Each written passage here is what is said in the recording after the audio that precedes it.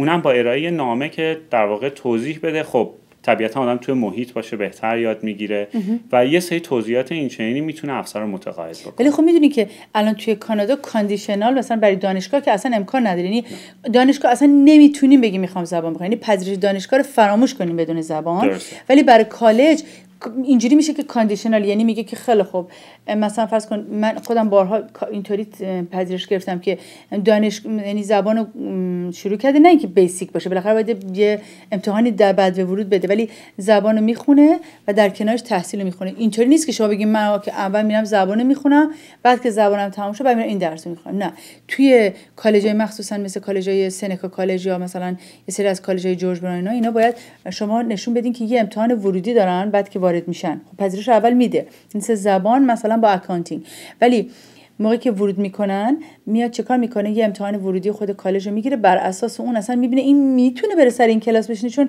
یه وقتی از در این لولی هست که اصلا استاد داره سر کلاس درس میشون نمیدونه اون داره چی میگه. پس بنابراین اینجوری نباشه که بیاین پیش ما بگین اصلا من نمیتونم زبان صحبت کنم، بعد پدرم هم مثلا کارمند یه اداره‌ایه و خب امکانی مالی هم نداره و بخوایم ما باهاتون قرارداد بندیم، ما این قراردادا رو نمیبندیم مگر اینی که زبان شما خیلی خوب باشه و معدل دیپلمتون مثلا فرض کن 19 باشه 20 باشه یا مثلا 19 خورده یا جزء بچه‌های نخبه ایران باشین در کنکور مثلا قبول شید، یه همچین چیزایی رو ممکنه. ولی برای بچه‌هایی که از یک درآمد خانواده، از یک درآمد مثلا که نمیتونن افورد کنن، اصلا نه با ما قرارداد نبندین.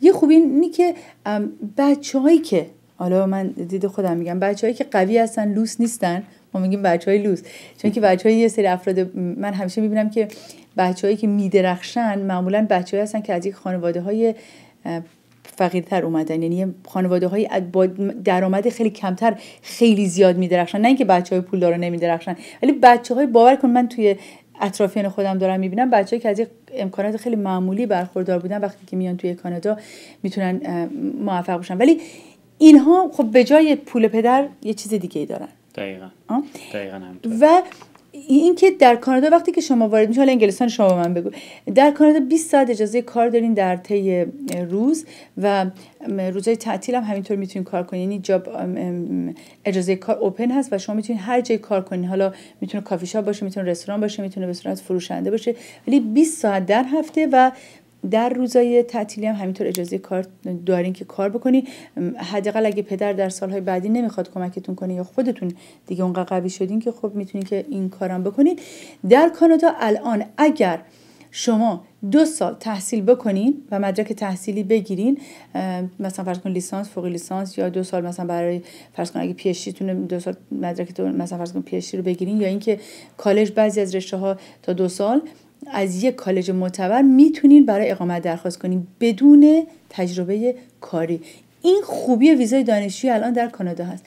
2 سال تحصیل، مدرک تحصیلتونی که گرفتین بدون ویزای مخصوصا در استانها بدون داشتن تجربه کاری، اکسپریانس کلاس بهش میگن، میتونی برای مهاجرت درخواست بکنی. حالا برای انگلیس به من بگین چطوری هست؟ برای انگلستان یک مقدار سخت‌تر هست. برای انگلستان شما باید 10 سال متوالی اونجا در واقع زندگی بکنید، درس بخونید تا بتونید برای بهش میگن 10 year long residency بتونید اپلای بکنید. اما راه کوتاه‌ترش اینه که شما بعد از اینکه بچلرتون رو میگیرید، حالا ما بچلر رو میگیم، اگر که برای فوق لیسانس شما پذیرش گرفته باشین که حالا باز شانستون بیشتره، ولی خب ما میگیم اگر بعد از اینکه شما مقطع لیسانس رو میگذرونید و مدرک لیسانستون رو میگیرید، همچنین درخواست کنید که ادامه تحصیل بدید و حین اینکه دارید ادامه تحصیل میدید یک لیست مشاغلی هست که بهش میگن NQF Level 6. اگر که شما بتونید توی اون لیست در واقع مشاغل که حالا بینندگان اگر دوست داشته باشن، متقاضیان دوست داشته باشن با ما تماس بگیرن، ما میتونیم اون لیست مشاغل هم در اختیارشون بذاریم. اونا میتونن. دقیقاً. ولی اونم خیلی سخته. من چون یادم سالهای قبل من بر انگلستان کار میکردم، یعنی خیلی امتیازمند، یعنی خیلی باید دیگه عالی باشه قبولش بکنن. بله، ولی خب اگه جاب آفر بتونن بگیرن از در واقع حین تحصیل دنبال کار هم باشن تو انگلستان، دنبال کدوم از اون مشاغلی که تو اون لیست هست میتونن در واقع توی کاتگوری تیر 2 در واقع اگر حالا میتونن نگاه بکنن زیر اون کاتگوری میتونن اپلای بکنن برای کار. بعد از اینکه کار کردن ویزای 5 سال میگم بعد اقامت.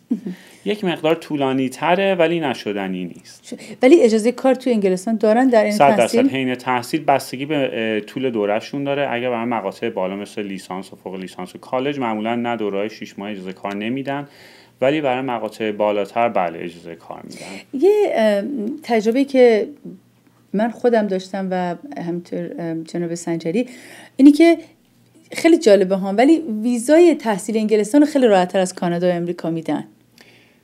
راحت‌تره، خیلی راحت‌تره. خیلی راحت‌تر و علتش هم این هستش که انگلستان امتیازبندیه ویزای در واقع از وقتی که کلا این پوینت بیس کالکولیشن وقتی که معرفی شد ویزاها بر حسب امتیاز بندی شد. یعنی شما اگر یک سری مدارک به خصوصی رو ارائه بدید و اون مدرک اون امتیاز مورد نظر رو بیارید، افسر ویزا دستاش بسته است برای رد کردنش. یعنی نمیتونه بگه من دوست نداشتم چند تا گرم باید داشته باشه که رد بکنه؟ یعنی باید یه دلیل کافیه برای رد کردن. ولی وقتی که شما برفرض برای ویزای تحصیلی 40 امتیاز لازم دارین و اون مدارکی رو که لازم است برای گرفتن ویزا ارائه دارید میکنید، افسر نمیتونه بگه من متقاعد نشدم که شما هدف واقعی تحصیله.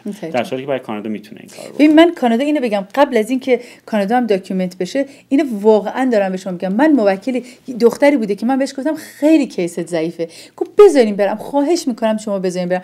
گفتم این دختر بسیار زیبا، موهای بلوند، چشای آبی، خیلی زیبا، دختری زیبا، به من شما بذاریم. من فقط پام به اونجا برسه. گفتم خب مثلا تو پدرت اینطوری و ما دختر دیگه هم داشتیم که مثلا تحصیل خیلی خوب و مثلا خیلی عالی، پسر ببخشید یه پسر دیگه که مثلا پدر کارخونه دار خیلی خوب.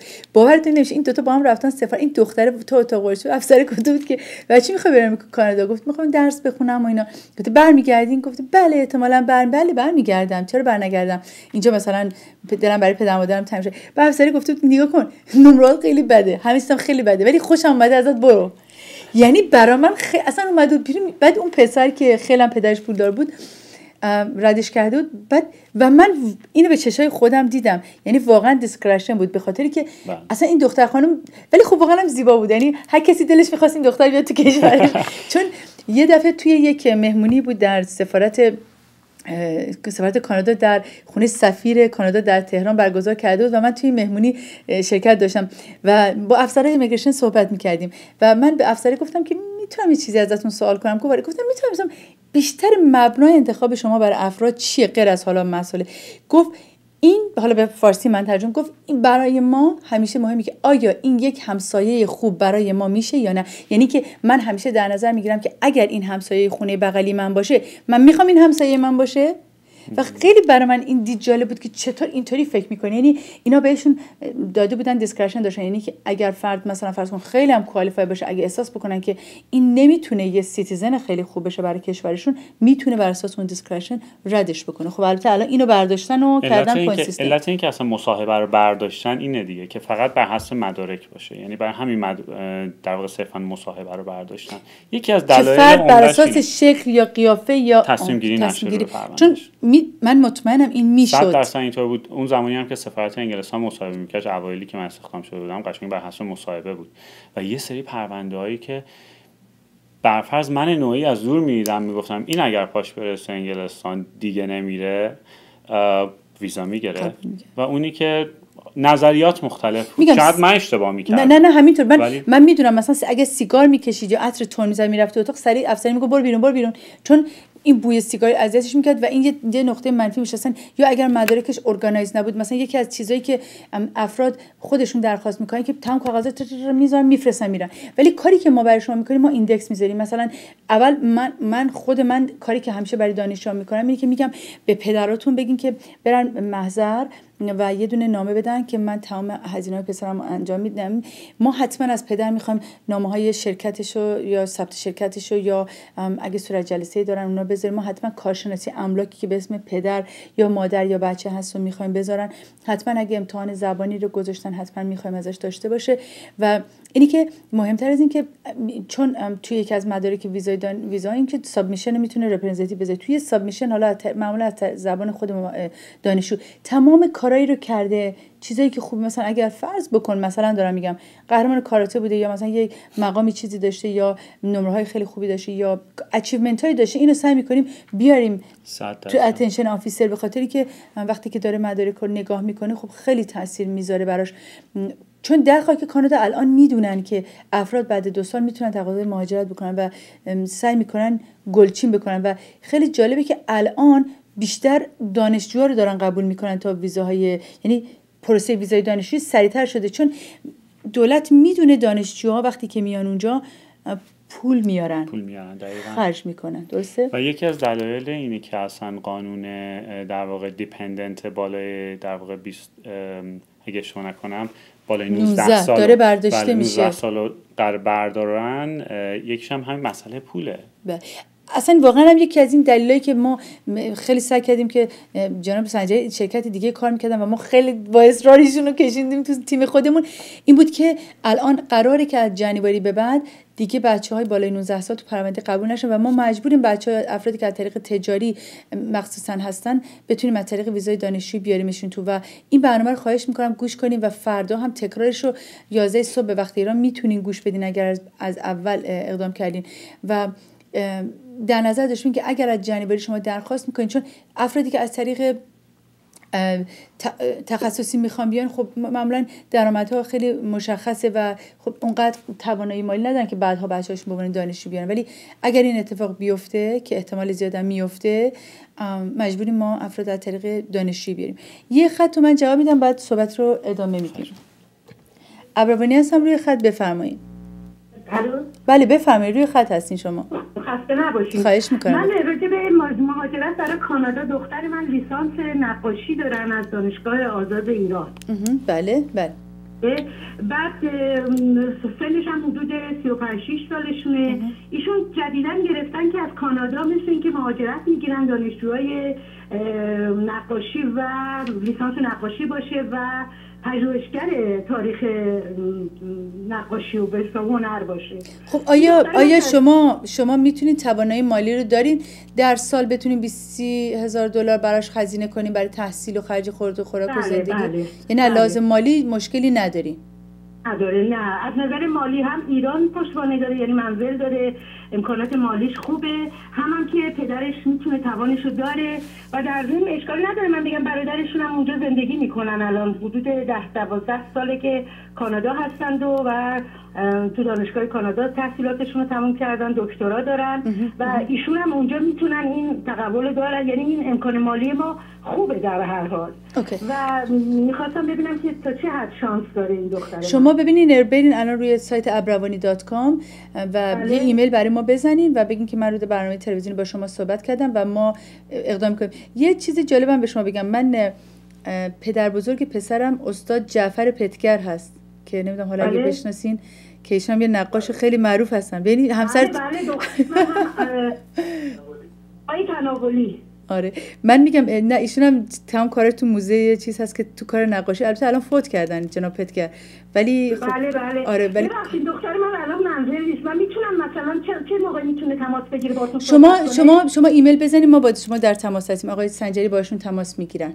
بله ممنون میشم. ایشون تو دارالمعارف هم الان مشغول به کار هستن چند سالیه با آقای بجنوردی و ایشون هم تاییدشون میکنن. آقای تناولی کار کرده ایشون با آقای تناولی تو مجسمه سازی، یعنی میتونم بگم که امکاناتش هست و پسر من تو کانادا زبان میدونه، زبان ایشون میدونن؟ زبان بلدن. بله. فرانسه یا انگلیسی؟ فرانسه یا انگلیسی؟ انگلیسی صحبت میکنم. بله. میگم شرایطش چون جور بود، من گفتم الان چون منزل نیست، اینم یه بار مثل که زنگ زده با یه وکیل صحبت کرده، وکیل گفته که نه این برای شرایط شما نی، برای خیلی گنده تر از شما هاست. یعنی من یه سوال می‌کنم. بله. نه ایشون جناب سنجری یه سوالی ازتون دارم. عذر می‌خوام سلام عرض می‌کنم خدمت شما.